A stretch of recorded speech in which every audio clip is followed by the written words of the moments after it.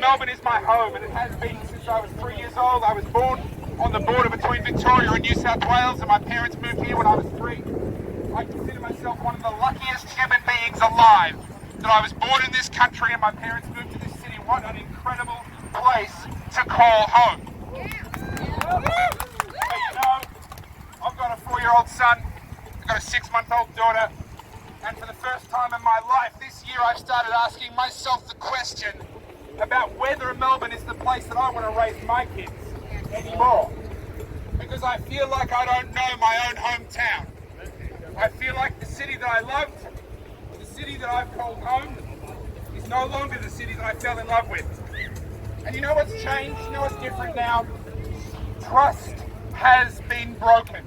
Yeah. We in this Australian society, we are what's known as a high trust society. We get along with each other pretty well. For the most part, we trust each other. For the most part, you can do business.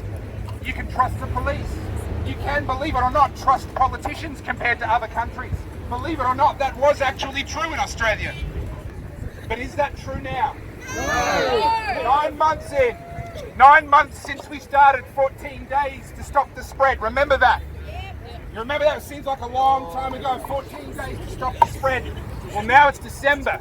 Christmas is literally coming. And here we are. The state of emergency has been extended yet again. And talk about betraying our trust. Remember the roadmap. The roadmap that the Premier and the Chief Health Officer put out and said, hey, once we achieve these numbers, we'll be able to take away the restrictions. Well, guess what? 36 days of double donuts. 36 days of no cases, but what do? They break our trust again. And they extend the state of emergency to continue to give themselves powers that they said they would no longer need. At some point, we have to say enough is enough. And for the record, I've been saying enough is enough since April 25th. That was the first protest I spoke at, and I've been speaking and attending every single one I could get to ever since. And I want to say a huge thank you to each and every one of you. I actually want to say a thank you to the police that are with us here today. What we've seen from you today is professionalism. What we've seen from you today has been courtesy. You have facilitated our march. You helped us to be safe while we were crossing busy streets.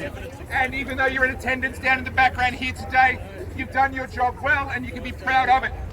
Unfortunately, the same thing cannot be said for your commanders and the orders that they have given you in previous protests. And unfortunately, the trust that has been broken includes trust between the public and the police. And that is a tragedy. That is a true loss.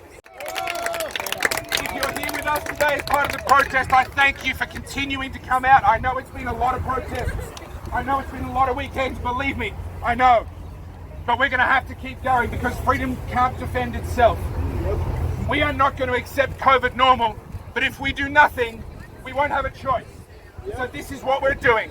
We're taking a stand, we're raising our voices, and I thank you for being a part of that. To those that are watching online, thank you for watching. Please share, but please also make the time and go to the trouble to get out here and join us in future. We need you out here. We need you to keep coming out week after week like so many people here have been, to continue the pressure to make sure that this idea of COVID normal does not become our normal. Thank you to each and every one of you. First of all, I would also like to say thank you for the way that the police have actually blocked traffic today instead of blocking the protesters. It's what we need to be seeing. We want to make sure that we're actually facilitating peaceful assembly, and I can't tell you, compared to what we've seen over the past few months, today was great, and we need to be seeing a lot more of this.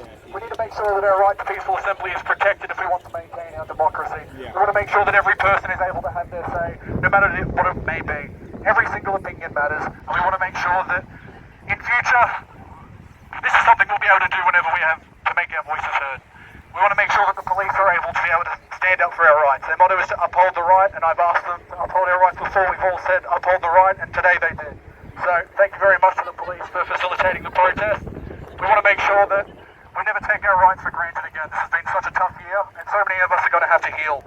It's insane to think that we're already in December, and the amount of trauma that everyone's been through needs to be recognised, needs to be spoken about. We don't want to just forget what we've been through this year. We want to make sure that we learn from it, that we heal from it, so we can have a better year next year. None of us want to be having this COVID Christmas. We want to make sure that our children are actually not growing up with anxiety, not growing up with germophobia. We don't want to be normalising germophobia. We want to make sure that our children are strong and independent. And the only way we can do that is by showing them how strong and independent that we can be as well. Because we want to make sure that every individual is responsible for themselves. Every individual has their own actions that they need to be held accountable for. And they want to make sure that they're leading by example as best they can.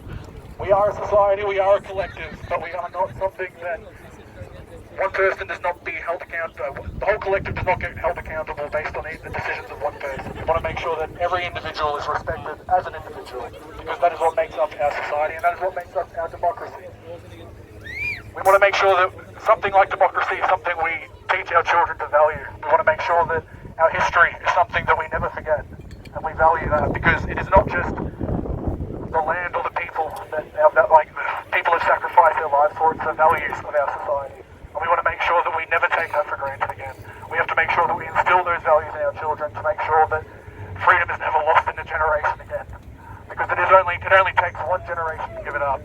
And so many of us here in Australia, we did it in the name of safety, and it's nice to know that people are trying to look out for each other, but we have to make sure that we're looking at the bigger picture.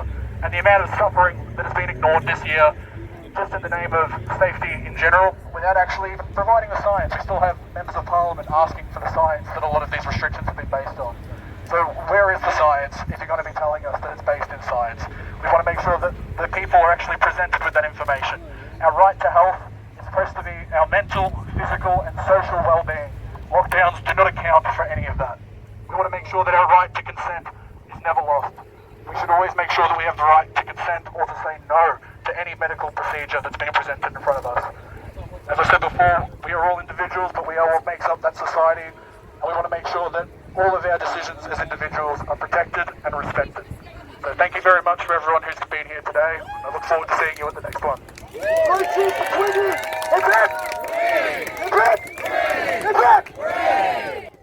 Hey, can I get another Aussie, Aussie, Aussie? Aussie, Aussie, Aussie! Oi, oi, oi! Aussie! Oi! Aussie! Oi! Aussie, Aussie, Aussie! Oi, oi, oi!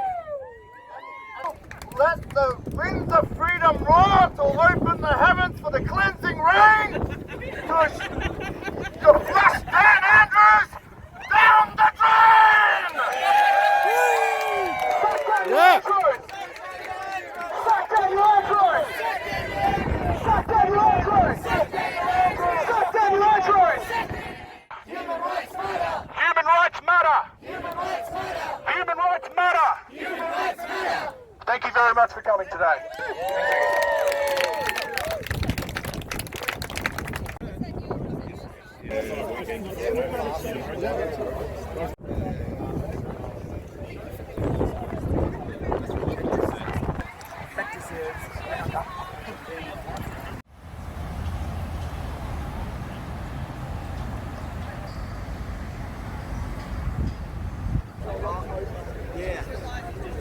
Everyone's good, but COVID is just something that's